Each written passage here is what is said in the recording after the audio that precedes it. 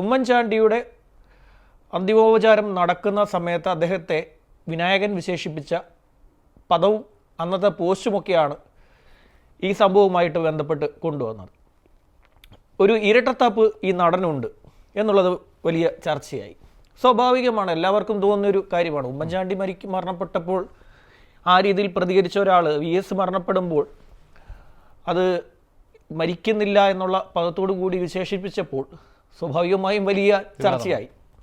നാട്ടുകാരൊക്കെ പോയി വിനായകൻ്റെ പോസ്റ്റിൽ പോയി തെറിവിളി തുടങ്ങി. കാര്യം വിനായകനെ ഒരു ദിവസം ഒരു 10 പേര് തെറി വിളിച്ചില്ലെങ്കിൽ വിനായകനും ഒരു സമാധാനമില്ല, ഈ തെറി വിളിക്കുന്നവർക്കും സമാധാനമില്ല. വിനായകന് തെറി കേൾക്കാണ്ട് ഉറങ്ങാൻ പറ്റില്ല. മാത്രമല്ല വിനായകന് തിരിച്ച് അവരെ തെറി വിളിക്കുകയും വേണം. അങ്ങനെ ഇന്നലെ വൈകുന്നേരം മുതൽ ഇതുമായി ബന്ധപ്പെട്ട തെറിവിളികളാണ് അങ്ങോട്ടും ഇങ്ങോട്ടുമൊക്കെ നടന്നുകൊണ്ടിരിക്കുന്നത്. ഒരുപാട് പേര്, എനിക്ക് തോന്നുന്നു ആയിരക്കണക്കിന് പേര് വിനായകനെ പോയി തെറി പറഞ്ഞു.